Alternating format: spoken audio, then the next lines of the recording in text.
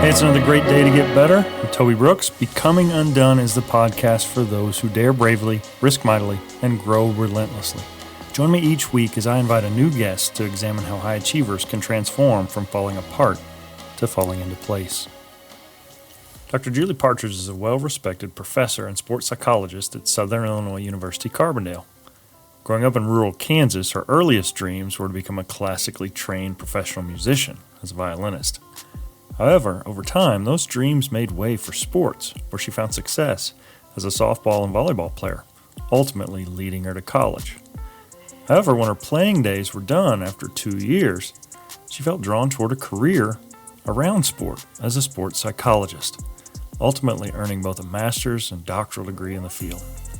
Today, she serves as a graduate program director and a professor of sport and exercise psychology. However, in 2019, she unexpectedly found herself in an emergency room with a diagnosis of a pulmonary embolism that could have cost her her life. Since then, she's combined her skills as a speaker and a researcher, along with those experiences as a patient, to help raise awareness through work as an advocate for the National Blood Clot Alliance. Listen to this and more in episode 34, Professor Gen X. Y'all were fortunate enough to have one of the funnest people I've ever worked with, without question. And if there's a contest, it's maybe only between her and her husband, Phil Anton. But Dr. Julie Partridge is a professor of exercise science, sport administration, and human sciences at Southern Illinois University Carbondale. Julie, so thrilled to have you. Thank you so much for having me.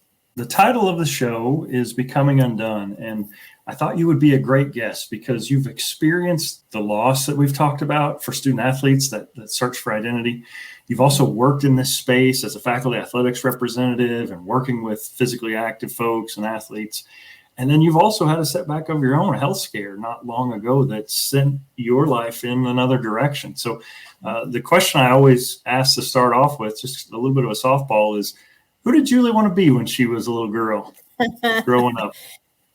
Yeah, so it's funny. I was thinking about this. So when I was growing up, when I was like young, so like early elementary school, I thought that I wanted to be a professional violinist, actually. So my grandmother was a professional musician for many, many years in Kansas City. She had like a vaudeville act and she was a violinist herself. And I got a violin as a present for my third birthday. So I was like, I played the violin when I was growing up. So that was kind of like what I thought I wanted to be. And then at some point I realized like, I don't actually want to do that. And then it was sort of transitioned into this, like, I want to be a veterinarian stage. And then I realized that I don't like to see animals suffer in any way. So that seemed like a bad idea. But then once I was really sort of thinking about what do I actually want to be, I was one of those people that never changed my major. I was a psych major from the time I started college. And I didn't know exactly what I wanted to do until part of the way through college. And I realized that there was this thing that was called sports psychology. And it seemed like such a great marriage between the two things that I was most passionate about, which was sport. And then, trying to understand, the psychology behind behavior and that type of thing. So it transitioned a little bit, but honestly, once it was time to kind of get serious about what I wanted to do, I kind of followed a path and knew where I wanted to go. That's cool. So I know you were an athlete yourself. So we've talked to artists and we've talked to athletes, and it's really amazing. We really have more in common than not. And so my daughter she's in musical theater and vocal performance and those kinds of things. And lots of times the setbacks are really similar, and the identity that's formed from being that growing up, once that's over with, that's a really tough transition for a lot of people. So start at the beginning for you. So you maybe started down this path as a violinist, but sport certainly entered the equation. Yeah. So I don't remember how old I was when I started playing sports, but 6, 7, I'm going to guess. And I played, I grew up in a small town in Kansas. So in the 80s. So there weren't a ton of options for what to play. Honestly, not just because I was a girl, but because there just weren't that many options. But I did play softball. I played basketball. I was truly awful at basketball. Truly, truly awful. I love basketball. I love watching it. I was just bad at it. And at that time, you couldn't start volleyball until there was not even a junior high team. But my older sister played. And so I got the chance to kind of learn volleyball a little bit before starting in high school. And that really was the sport that I loved. I think I was probably a little better at softball maybe, but I really liked volleyball better. And yeah, so then I played up through 2 years of junior college, and I did play both sports there. By the time it was over, I was really burned out, and I didn't have a word for it then. Like, I didn't really realize how burned out I was, but I've said this to my classes before when we talk about burnout, and it's this idea, right, of maybe not really caring what happens in the competition. You know, obviously softball was the last season that I was in, and I remember we were going to regionals or whatever, and it was a double elimination tournament. And I remember thinking, if we could just go 0-2, I would really not be upset about it.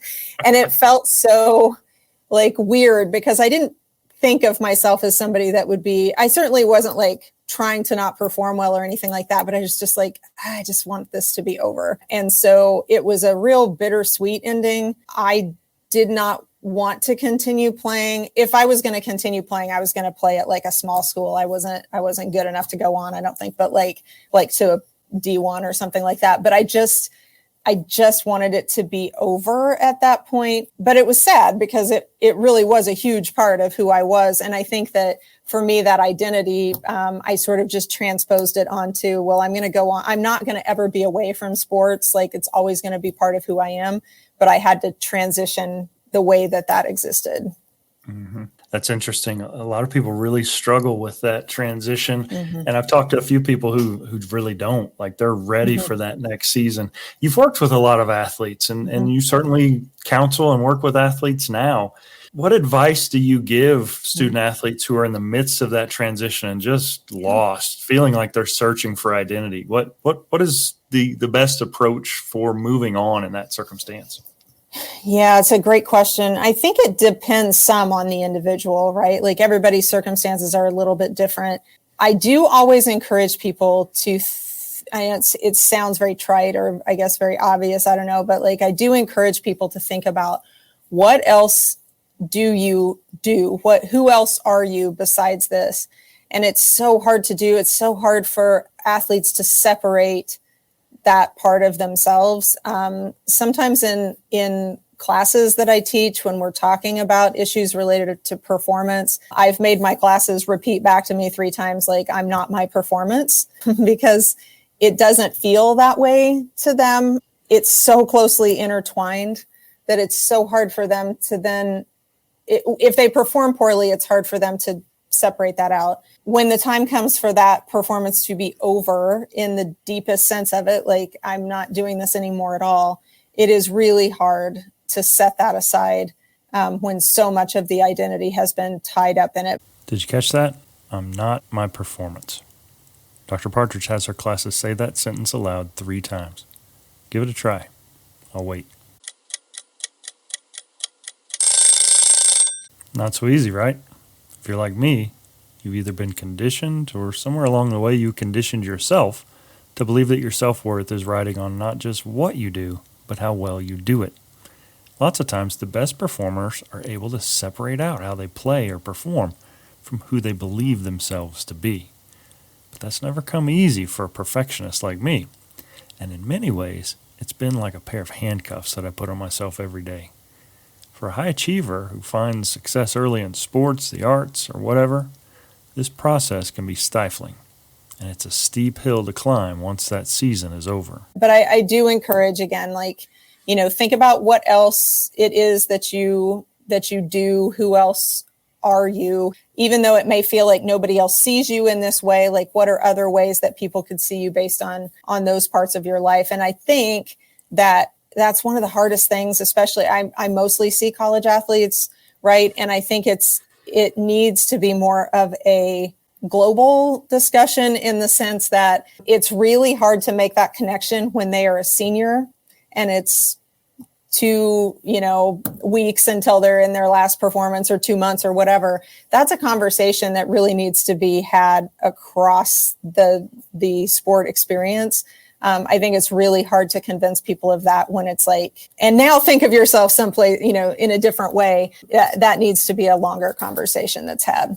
So yeah, absolutely. Yeah. I certainly have seen that in some of the student athletes that I've worked with who really struggle through that transition, especially those that are injured where it ended sooner than they had anticipated, where they expected to have the season. We saw this with COVID where especially high school students thought they had a baseball or softball season and it just gets washed away. And, college gives you that extra year of everybody has this COVID year. High school kids didn't get that. And that's just such I don't know, there's no other word for it in my mind than suck. It just sucks that they lost that and it's irrecoverable. Yes. I think there are a lot of parallels there. Sorry. Yeah. The injury, COVID, like that immediacy is really hard to wrap your head around. Yeah. Mm-hmm. So you graduate with your associate's degree. At this point, are you thinking about a career in academia? Is a PhD even in the discussion, or what's Julie's planning process at that stage of the game? I don't think that I had a PhD in mind necessarily, but I will say that I have a very good friend from high school. He lived like a block away from me. We were really good friends. And he, I think, did have a really well-defined path ahead of him that included getting a PhD and going into academia.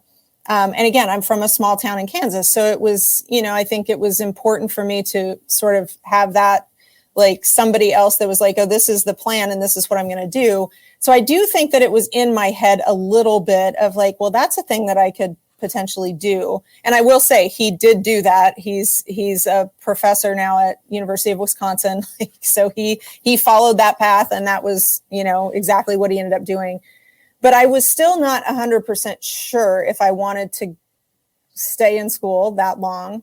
So when the time came, but at the same time, like I said, I was a psych major. So it was like, well, what do I do with a psych degree if I don't go on?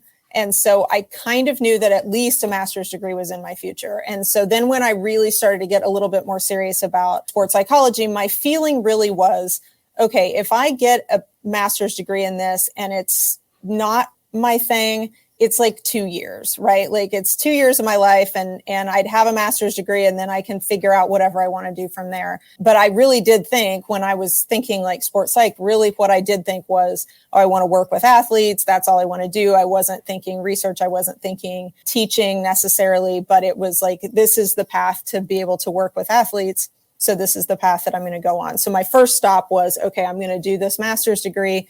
And if I hate it, it's not like it's a 10-year commitment. Right. I think we all kind of get sucked into the pyramid scheme that is higher education, right? Like, okay, what can I do with this degree? Well, I can go get another degree that's more money and more time. And for me, it was, well, I've got all these loans. So as long as I'm still in school, I can defer them. Maybe I'll just stay in school until I die, at which point I'll never have to pay them back. I mean, it's not bad logic, honestly. So you did your undergrad and then went on and did your master's. At that point, this idea of being an academic and actually doing research. But I'm curious, a lot of what we talk about here is how failure can teach us more lessons than success ever could. Were there lessons in failure that you picked up along the way in grad school that inform you even today? Yes, absolutely. So I'm trying to think of how I would say this. So I went through school. I wouldn't say like, oh, it was easy, but I did very well in undergrad, right? So I think that I went into my master's degree with a little bit of a sense of like, and then I ended up at what was my number one choice for a master's program. So I think that I kind of went into it like, oh, this is going to be nothing, but just like, oh, I'm prepared. Like I'm ready to go with all of this. And then I got smacked down pretty hard my first semester, I would say. It was a small cohort. We had 5 students in my class. One girl left at the end of the first semester. Another guy flunked out the next semester. And I was like, you know what? I had a 4.0 in undergrad. That's not me humble bragging, but I'm getting ready to follow that up with the fact that I felt like I was clearly the third smartest of the three people that were in my class. And it was important, I think, for me to recognize that, like, I can't just, to mix my metaphors here, I can't just roll out the ball and be good at this. Like, I have to work harder than what I was doing before. I would say that the messaging of how poorly I don't want to say I was doing poorly, but like the messaging that I was getting from my advisor was extremely pointed. It was extremely difficult to hear. And it was not just directed at me. I want to point that out. All of us were told that we were a disappointment, that we were lazy, that we were, those aren't even like, I interpreted it that way, like literally word for word told those things. So it was not pleasant for sure. And it was difficult at times because you did know that no matter what you did, it was not going to be good enough. Julie and I are almost exactly the same age, so I can say this and I can relate. Her Gen X is showing here. We came up in an era where expectations might not always be clearly communicated. There were no assignment rubrics or behavioral contracts or 20-page syllabi describing every policy and every standard. But a failure to meet those unspoken and unwritten expectations, they sure were. Coaches and teachers of the time, they seemed to have no problem telling us when our work wasn't meeting the mark. And it was hard to hear. In today's society, such coarse and frank discussion of a student being a disappointment is likely to get a faculty member an appointment with the dean of students, or worse. But back then, it was just how things got done. And you either wilted under the criticism or you rose to the occasion. Never one to back down from a challenge, Julie doubled down and committed to figuring this grad school thing out. And I'd venture to say that experience, while not pleasant, it's made her the kind of faculty member today whose students and advisees absolutely adore. Because she can bring her excellence right along with her compassion and her heart, making that journey through rough academic waters seem somehow less perilous. But I have to say, like, with the benefit of experience, looking back, I think there was a certain amount of freedom that afforded me to be like, well, I can't just come in here and do well in the way that I did before. So I had to take the lessons a little differently. Like, getting an A didn't mean anything. And well, to be fair, where I did my master's degree, they didn't, in grad school, I don't know if they do anymore, but they didn't grade on like an ABC scale. It was basically like, did you pass or not pass? And there was like a high passing that I guess could be like an A and whatever. But the intention was to try to prevent you from sort of being too caught up in that. And it was an important lesson. Now, that being said, when I went to my PhD, I chose intentionally an advisor who was very different than that. I was looking for a bit more support, I won't lie, because it was a lot. I mean, I had never in my life been told that I was a disappointment in a classroom. Like, that was hard to take. But I intentionally chose somebody who was going to be more supportive. And I literally, this is going to sound like I'm making it up, but the first paper that I submitted in my PhD program, it came back and it had, certainly there were, like comments and suggestions and like feedback. But at the bottom, he had written, "You write very well." And I was like, is this guy messing with me? Like, this feels like a trap. I don't really know how to take a compliment anymore. And it literally took me, the time that I was in my PhD program to be like, maybe I'm not terrible at this. So it was a hard lesson to learn, honestly. And I don't think I would want to learn it in exactly the same way that I did, but there was value in me learning, like, you can't skate on this, or like, you do need to learn how to work.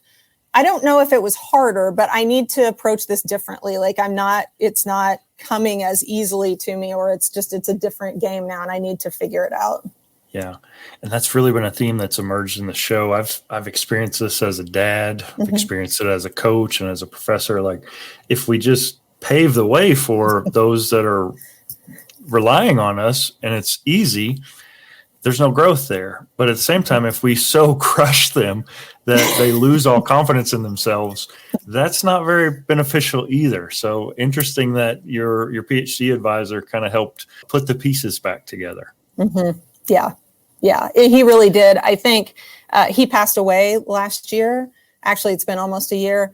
And, there were obviously, there's always things that you think like, well, I kind of in some ways wish he would have pushed me harder than he did. I don't think at the time I could have handled quite as much pushing, to be fair. I do feel like I came in a bit, not fragile, but it was just like, okay, I really can't have somebody else telling me that I'm terrible for 3 or 4 years or however long I'm here.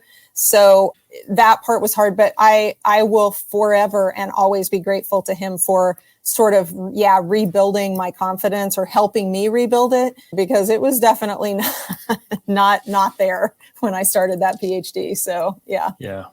I'm reminded of the Jack Black movie, School of Rock, where he's kidding around and he's like, those who can't teach and those who can't teach gym.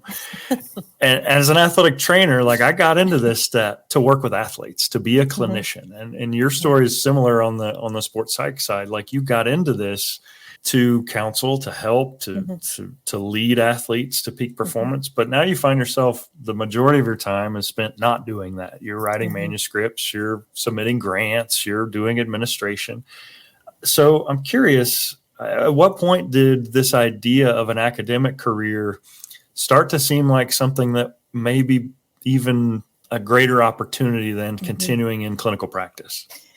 Yeah, so I would say it was when I was in my master's program, which I'm very fortunate. Like it was, there were some, it's so different now, but at the time there were some master's programs that were very research focused and then some that were really only applied. And it definitely was expected and required that you were going to have to do a thesis. You were also going to have to do clinical, hours or work with athletes, performance wise. And so, like I said, I thought all I want to do is work with athletes, but where I did my master's degree, basically everybody was funded. Like if you got in, you were going to be teaching in their activity classes programs, right? And so I was like, okay, that's just part of the deal and I'll do it and I don't have a problem with it. And then I just really loved teaching. I just found that I really, really enjoyed it. I loved connecting with the students. And even though it was not classroom based necessarily, I really liked it. And I think that was when it first started to kind of dawn on me, like, oh, maybe this is something I could do. And the other part was that it's kind of a recurring theme, right? Like do you have somebody who's sort of demonstrating these things for you as well? So like I said, I had a friend in high school that kind of was a little bug in my ear at that point. But then the program, like people who were ahead of me in that program, that was the goal, was like, I'm going to go into an academic position. And so that was sort of modeled as well. And it started to be like, you know what, maybe that is what I want to do. But I will say it was also still a big decision for me to go on for a PhD. We were kind of joking about it before, but it was like, all right, well, I'm going to have some student loans to do that. And do I want to keep racking up student loans? And then there's not sure if there's going to be a payoff at the end of this. But at the end of the day, I decided that it was worth it. But yeah, there were definitely some moments of being like, is this the right decision? Yeah. I recently got promoted. I think you wrote a letter for me, so I owe you a thank you on that. But I was going back through the stats because I was just curious. I'm like, how many people actually make full professor? And the stats were shockingly low. I wasn't prepared for the numbers. Yeah. Only about 20% of PhD trained folks that graduate actually end up in a tenure track position. Only about 20% of them make it to associate. Only about 20% of them make it to full. So the number is about 1%, less than 1%. You managed to make it even more challenging on yourself by marrying someone who's also in an academic position in your same department, no less. So finding an academic job can be a real challenge. Yeah. Finding two in the same department is almost unheard of. Yeah. So I'm curious, how did you end up at SIU, and that continued to be the perfect place for you and your family situation? Yeah. So at the time it would have been 2002. It took me technically about 5 years to finish my PhD, even though I already had a master's degree. But I met who is now my husband, we met in grad school in PhD program. He was a year behind me in terms of starting. And so like we planned a wedding in the middle of that, so, and then I was writing, whatever. But in any case, in 2002, I got a full-time but non-tenure track position at the University of Colorado in Boulder. So that was about an hour and 15-minute drive from where we were at in Greeley. And I got that job after I thought all of any possible jobs had passed me by that year. But one of the jobs that I had a phone interview for was here at SIU that year. And they were just at the point of getting ready to bring people in and, like for interviews on campus, and the positions got frozen. So it's funny because like I had connected with Elaine Blendy at that point, and she was very apologetic, and like we just found this out, and like I understand. And then I had interviewed for a postdoc, and that didn't happen. And so like there's all these things that you're like, well, I guess I'm going to be substitute teaching or something while I work on my dissertation. And then this job popped up at Boulder, and it was perfect because it was non-tenure track, but it was full time. So I had benefits. I remember getting that first paycheck, and by the second or third one, you're like, they're actually getting a pretty good bargain here. But the first real paycheck was very exciting. And so I was able to work there, and I finished my dissertation that first year, and they were great. Like, I think I could have continued working there, but they did also encourage me to, obviously they were very supportive of, I know I got a really strong letter from the chair of the department and whatever. But yeah, so like 2 years later, this job comes back up at SIU. And so it felt a little bit like, hey, maybe this is sort of meant to be that the SIU thing is going to work out. And my husband was still not, ready to be done and that type of thing. And so when I got the job here, he was able to sort of adjunct. He finished, somebody retired in his area, and, was able to get hired. And it's always tough because there's always going to be some, is the grass greener in, someplace else? But we know exactly how fortunate we are to be in the position that we're in. As I mentioned, I'm from Kansas. Phil's from Michigan. We are actually about halfway between our two families. We wanted to be back in the Midwest. He has family in St. Louis. And then his, the stuff that he does is with cancer survivors. He has built that Strong Survivors program from the ground up. It's not the kind of thing you can just pick up and move. And then, with stuff that I've done with the faculty athletic rep stuff, whatever, it just has felt like it's a place that we're very happy with the stuff that we've been able to do here. Julie's husband, Phil, is Dr. Phil Anton, another professor at SIU who's an exercise physiologist, as well as a renowned researcher on the physical as well as social impact of group exercise for cancer survivors. Now, I'm 6'4", and I tend to be pretty insecure when it comes to people taller than me. But much like Julie, it's impossible not to like Phil, even if he is a good 4 inches taller than me. I'll get Phil on the show soon, as he's a fantastic storyteller. But for now, you'll just have to wait. I applaud both of you for the work that you do. It's great stuff. So you managed to navigate successfully through the system, make it to the highest tier as a full professor. Things are going great. And then suddenly, one day, things aren't going so great. So talk me through your scare and how that sent you maybe in a different direction. Yeah. So I'm going to say really sort of Christmas break, 2018 into 2019, I had started experiencing some pain in my legs. Like we take this long trip every year, or at the time we did, where we would go up to Michigan and then down to Kansas and back over. So this huge Midwestern, triangle at Christmas. And when we got back, for sure, my legs were hurting. And I because the pain was like reasonably constant, in my head, it was sciatica. I was like, it's nerve-based because I can't do stretches and make it get any better and whatever. And my mom had a bout with sciatica when she was probably about roughly the same age. And so I was like, that's what it is.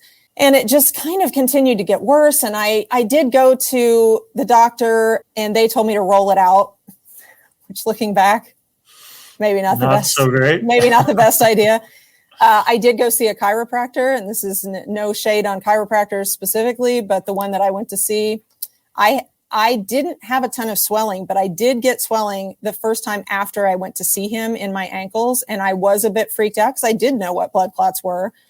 And he said, oh no, that's normal. And that's the thing I kicked myself for the most, was that I did not go in then to the ER, but I was like, well, I don't know. I've never seen a chiropractor before. So I guess I'm going to, trust what he says. Anyway, on January 22nd of 2019, I was here at school. I was working in my office and I actually had felt decent all day.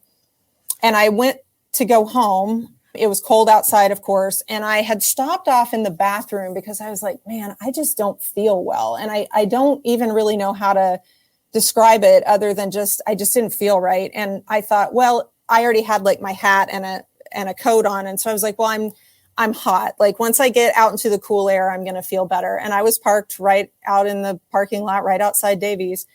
And I was maybe 20 feet outside the building. And I thought, I'm going to pass out. Like I could not get breath into my lungs. And I was like, I've got to get to my car before I pass out, because I'm going to pass out on this pavement and a car is going to run me over. Like that was my big concern. And I got to the car and I sat down and I pulled my hat off and I was just drenched in cold sweat. And I thought, oh, I'm having a heart attack. Like that's what's happening. That was really my thought, was like, that's why I can't catch my breath. This cold sweat and whatever. And then, of course, when I sat down, I was able to get some breath back in. So I'm, immediately you're like, oh, I'm just being dramatic, or it's really not that big of a deal. But I did call Phil and I said, what I told him was that I had gotten lightheaded walking to the car, instead of saying, hey, I was going to pass out walking out. I don't know why I didn't tell him the truth. And he said, well, do you need to just go lay down, do you think? And I said, yeah, maybe. He was like, well, I'll meet you at home, because he wasn't at school. And I said, okay. And I sat there and I thought, no, in the depths of my soul, I know something is really wrong here. And I'm not going to be the person who goes home and lays down and then dies. And they're like, well, she said she didn't feel good. She shouldn't have gone and laid down. So I texted him back and I was like, just meet me at the ER. So I drove myself to the ER like a moron and got there. And yeah, I parked again, maybe 50 feet from the emergency room entrance. And I had to stop and lean against the building going in because I couldn't get my breath. And when Phil saw me, he was like, yeah, that was hard to see, because it was very clear something was wrong. And so went in, they have me hooked up pretty much immediately. This was pre-COVID. And they knew obviously something was really wrong. They took a D-dimer, which kind of shows these elevated enzyme levels if you're trying to break down a clot. And I think the normal range, at least at this hospital system, was 0 to 230. Mine was over 3,600. So they were like, we're pretty sure you have a clot. So they sent me for a CT. The ER doc came in and she said, yeah, you have a very large clot and it is saddled. So it was across, both sides of my pulmonary arteries. And she was like, the cardiologist is going to come in a minute. I don't know yet what he's going to recommend, but I hope that he recommends an aggressive treatment. She's like, it's kind of shocking you're as stable as you are right now. So that's always exciting to hear. So the cardiologist came in. He said, you have a very large clot. We need to go to the cath lab now because you could die from this. And I was like, I did say this to him. I said, you get me on a gurney and I will race you down there. Like, what are we waiting for? I don't need any more information. Let's go. So we went to the cath lab. They put 2 catheters in my femoral vein, ran it up to my lungs and blasted apart that clot. And ran a bunch of blood thinner through me for the next 12 hours. I was awake for all of it. As I was laying I will say, when we were headed down to the cath lab, I remember thinking, okay, I can't process all this right now, but I'm sure I'm going to be sedated for this. So pretty soon I'm not going to have to think about it. And I'm laying there flat on my back in the cath lab. And I hear one of the cath techs say to the cardiologist, do you want to sedate her? And he said, no, because she's really stable. I remember thinking, are you sure you don't want to just give me something to knock me out? So yeah, I laid there overnight. And let me tell you, at 3:00 in the morning, when the Golden Girls reruns go off and you have to really confront your own mortality in that way, it is a wild scene. So I was in the hospital for 2 days. I was actually, downgraded out of ICU the next day. Fortunately, this ecosystem it was amazing and it worked great. downgraded out of ICU the next day. So I went in on a Tuesday, was released on a Thursday, and I was back in the classroom on Monday. See, told you Dr. Partridge is Gen X. We're tough. She wasn't going to let a little thing like a nearly fatal blood clot and a hospitalization keep her out of work. Back to her story, though. But the recovery was certainly longer than that. And psychologically, it took a while for me to kind of wrap my head around everything that had happened. And much like an injury, like we just talked about, it was so like I'd had this pain in my legs, but like I left the house that day just feeling like, yes, I've got sciatica and whatever. And, 10 hours later, I'm on my back in the cath lab and they're like, yeah, we got to do this now because you're going to die if we don't, is a wild scene. So it was very immediate. And I do remember when she came back in to say, like, the CT is showing this blood clot, being like, wow, that just changed my entire life. And it did. Yeah. Right. Mm-hmm. So obviously you wouldn't have chosen this, but this has set your professional career down a different path. How has it changed you as a clinician? When you work with student athletes, how has this experience impacted your empathy or impacted your communication with people who are struggling through their own things? Yeah, I think it has changed my empathy level. I will also say, though, that it has made me more like, this too shall pass, right? Like, I know everything feels massively important, but we also want to see the big picture. And it's not like I'm saying, you could die, that could be worse, but it's that sense of like, all right, let's try to keep things in perspective and where are we actually at, and that type of thing. But yeah, I think the idea of dealing with that those changes that can happen and do feel like they are life-changing. Where do we go from there? What are some of the things that we can do? But I will also say, I think that a lot of the things that I had sort of brought in professionally, I did use for myself as well in dealing with all of this stuff. So, it was maybe a bit of a sort of a two-way street, I guess, in terms of things that I've learned from athletes that I've worked with, and how do I apply that? And then how can I also try to help other people in sort of recognizing some of these issues? Mm-hmm. So this opened some doors for you to serve individuals who have dealt with the same thing you have, and also to publish and produce scholarly work. So talk to us a little bit about that. Yeah. So it's really funny because I'm on Twitter, but I hardly do anything on there but like, stuff related to Saluki athletics or, things like that. Like I'm not I don't comment on stuff very often, but I had certainly sort of looked immediately for like support group stuff because it is a very specific issue. And it's one that I felt like I need to hear from other people that have kind of gone through this, right? So anyway, I was following the National Blood Clot Alliance, which is a large like patient advocacy group. And so this would have been 2021, I guess, because it was the first year after COVID that they had the men's and women's basketball tournaments for the NCAA. And it was, I don't remember who they were playing, but it was during a game that Gonzaga was playing in. And I'm watching the game and one of the referees passed out on the floor. And of course, they bring out the stretcher. And so they have him on this and they're wheeling him out and he was sitting up and he looked fine. And I thought, I wonder if that guy had a PE, because that was exactly my experience of like, once I was sitting down, I was fine. I didn't feel, and you could tell he was mad that they had him on this thing and they were wheeling him out and he was kind of like this. So anyway, I don't know, a couple of months maybe after the tournament was over, NBCA put on Twitter this story about how that's exactly what he had. And that the paramedics at the arena were going to send him home. And some of the other refs that were there watching the game were like, man, we think you hit your head. You should probably go to the ER. And that's when they found this PE. So anyway, I wrote on there, like the little story I just said, yeah, this is exactly what I wondered if that's what it was. And then like the next day I get an email from the woman who was, serving as the acting director. Her name's Leslie Lake. And she was like, hey, so I Twitter stalked you. And I realized like you have a background in some things that are really important. They actually get a lot of questions and requests for information from people who are athletes or who are exercisers who are like, how do I sort of get back into this? And so, yeah, it started to feel like I do have some knowledge in some of this stuff that I went through. Other people are going through it, and I have some expertise that I think can be beneficial.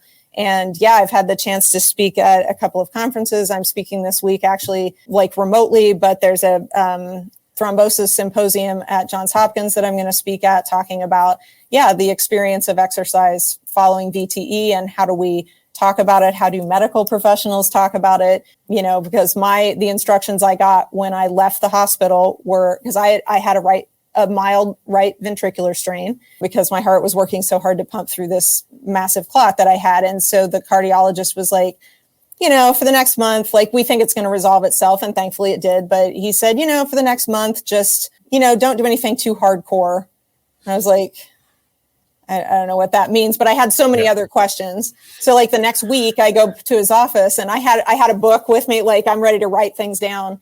And I had questions and I was going to ask about like, okay, are we talking about like 60% of VO2 whatever? And he said, oh, you were active before. You can probably go back to doing whatever you want. I'm like, man, that's not helpful, at all. And again, I'm thinking I have a background that puts me in a decent position. And then I'm married to a physiologist, like an exercise physiologist. So if I don't know what you're saying, I hate to tell you, but I think there's going to be a lot of people that are going to be somewhat confused by it. Right. And so, this research that we've been doing for the last year or so, it is so consistent. Like 1 out of 4 people, in this survey were like, I wasn't told anything about exercise. It's like, well, it's not contraindicated typically, and it helps to break down residual clots and it helps to prevent new clots. Why would you not be told about it?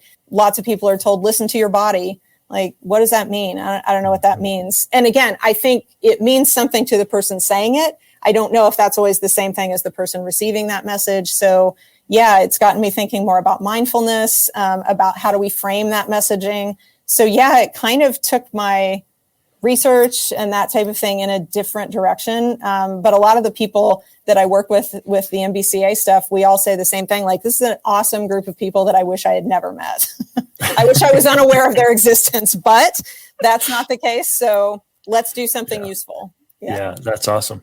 Well, shout out to Anton. I know he's going to be listening and he's going to be a guest. I just haven't gotten around to asking him. I hit you up first, but something his research really inspired me about, and he's been looking at this for 20 years, is the influence of social dynamics on exercise and how cancer patients, if they don't exercise, man, their outcomes are horrible.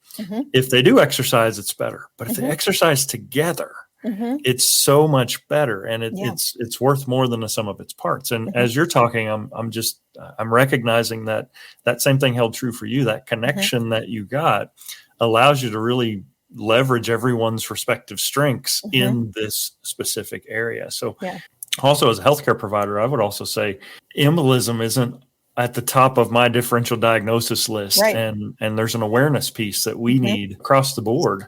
If you watch House, like that, the dry erase board, like pulmonary embolism isn't up at the top of that list. Right. But we don't want to miss some obvious red flags. And I think that's still happening. There's some education that needs to occur. I would agree. I think, again, I like when she came in and said pulmonary embolism, like I knew what it was, but I would say there was still a disconnect there of like, I knew, oh, this is not good. Like, this is not good. But like so the CDC number or the factoid that they throw out there is that it, and this was pre-COVID. So, it's going to be probably more than this now, I would guess, just because of the nature of COVID, but that more people die of blood clots every year than AIDS, breast cancer, and car crashes combined. Wow. But people don't realize that. And another problem, right, is like you mentioned this, like it's a great mimicker of things. So, again, like the pain that I was having in my legs, it was easy for me to kind of like talk myself out of that. But even just, I don't know, I was out of breath. I was sort of out of breath, or I'm having some pain. And the interviews that I've done, like these one-on-one interviews with people, like I would have to go back and look because I did write this down, but I would say a full 80% of them were misdiagnosed at least once. And then you start thinking about some of the people who are well known that have had an embolism. So like Serena Williams almost died from one after giving birth, and they wouldn't listen to her, which is a whole other thing. But Katie Hoff is the spokesperson for NBCA. She is a former world record holder in swimming. She was training for a meet and she was having, difficulty with she thought maybe that it was like a pulled muscle, but she was misdiagnosed for like 6 weeks or something like that and has lung damage as a result.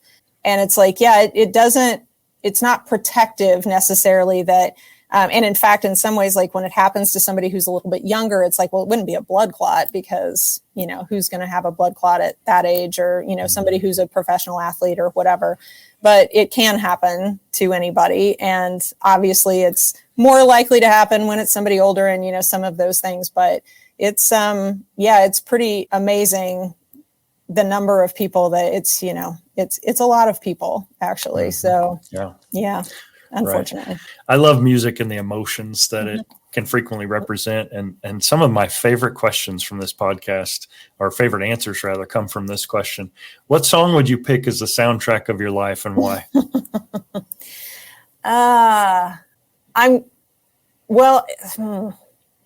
Would that be the same as I know what my walk-up music would be. Would that count? That counts. Okay. Because that's always, my answer is always Sabotage by the Beastie Boys. Nice. Yeah. I don't know if it's the soundtrack of my life, but it might be. I don't know. I like it. It's upbeat. It makes me laugh every time I hear it because I think of the video. Yeah. But probably honestly, that's my walk-up music. But if I were thinking about soundtrack of my life, it probably would be a soundtrack. Whenever I think of music that kind of transports me immediately to something, it is the soundtrack to The Lord of the Rings, the first movie. I wrote my dissertation to that. I just would play it on a loop. I cannot work with music that has words going in the background. It draws my attention too much. Phil can do that. I can't. And so it was just on sort of repeat. And I played it the other day in here and I was like, oh, that kind of brings back frustrating memories sometimes. But it was also that was what I just listened to it nonstop. And I found it very relaxing and helpful to me to write. So maybe that's actually the soundtrack. Yeah. Those are both great answers. What for you remains undone? So I think continuing to work down this path of working on what I can do to contribute to information about how best to certainly prevent blood clots, but if they've happened, how can we work to best help people recover from those mentally, emotionally, physically, et cetera. And then a thing that I think does remain undone for all of us, maybe, and it was thrown into very sharp relief for me as a result of the blood clot, it is important to take time off and to do the things that you love to do. So that's probably always going to be undone, right? I am still bad at saying no to some things. I still say yes to things that I think, why did I say I would do that? But I will tell you, it sounds so cliched, but you're just, I don't know, I'm laying in the hospital going, okay, I got to change some things here. It didn't cause the blood clot. It did, it was nothing like that. I have an inherited clotting disorder that I found out about through this process, right? That was probably what triggered it, along with a couple of other perfect storm kinds of things. But I did take a hard look at I say yes to a lot of things that I don't want to do. And so I think there's that in trying to make sure that I'm making time to do things that I want to do, that will always be undone and things that you can work toward. But I will say I am much better at that now.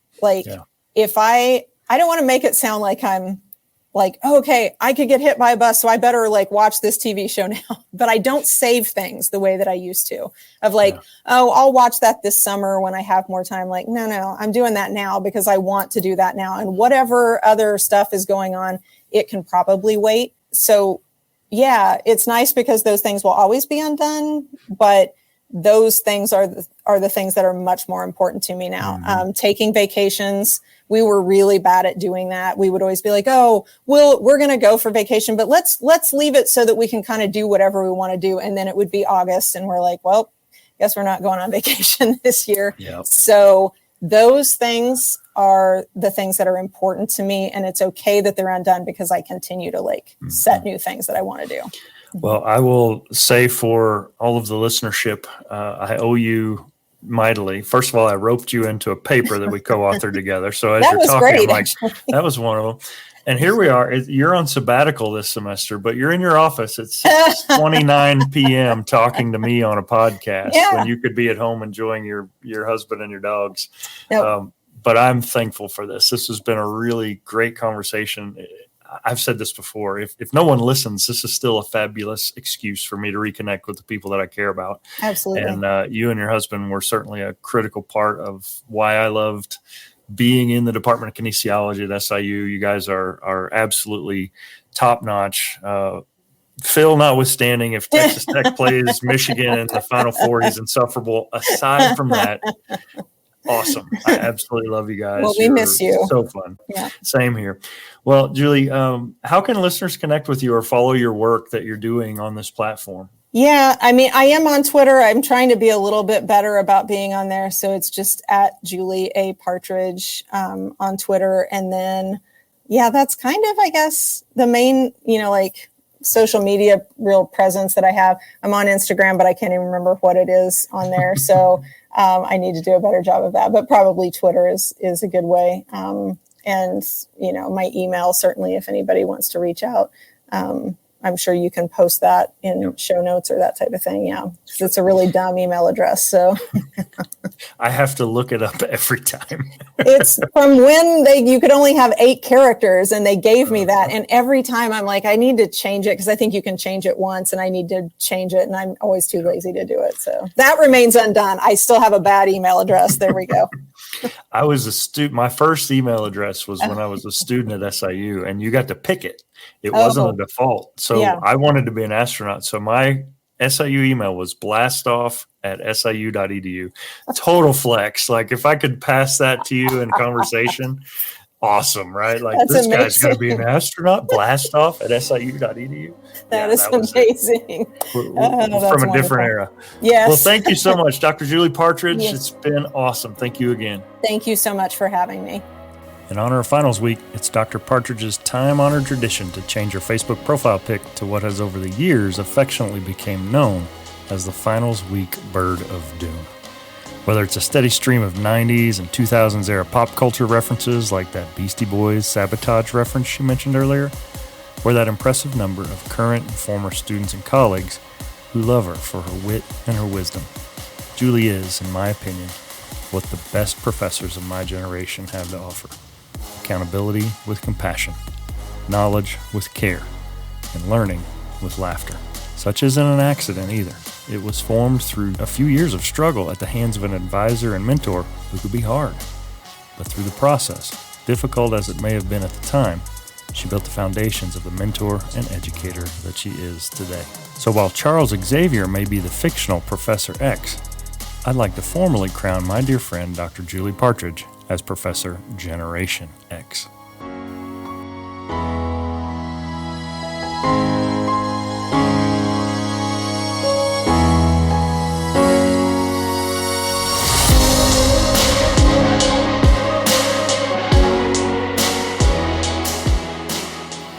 What about you? I know there are great stories out there to be told, and I am always on the lookout. So if you or someone you know has a story that we can all be inspired by, please tell me about it. Surf on over to undonepodcast.com and drop me a note. Coming up, listen in as I talk to former student Stacy Salazar, who's navigated her life after softball and changing jobs after graduation. I'll also be talking to my friend, coach, and author Reed Maltby, author of the new book Spartan Mindset. I'm about halfway through and I am loving it. Then, you'll also get to hear from Dr. Ram Hadass, who I'm happy, or maybe not so happy to say, depending on the day, gave me the crazy idea to go after a Master's of Business Administration degree that I officially start tomorrow. So I'm going to wrap this episode up and get back to reading. This and more coming up on Becoming Undone. Becoming Undone is a Nitro Hype creative production, written and produced by me, Toby Brooks. If you or someone you know has a story of resilience and victory to share for Becoming Undone, contact me at undonepodcast.com. Follow the show on Facebook, Instagram, and LinkedIn at Becoming Undone Pod, and follow me at Toby J. Brooks. Listen, subscribe, and leave us a review at Apple Podcasts, Spotify, Stitcher, or wherever you get your podcasts. Till next time, everybody, keep getting better.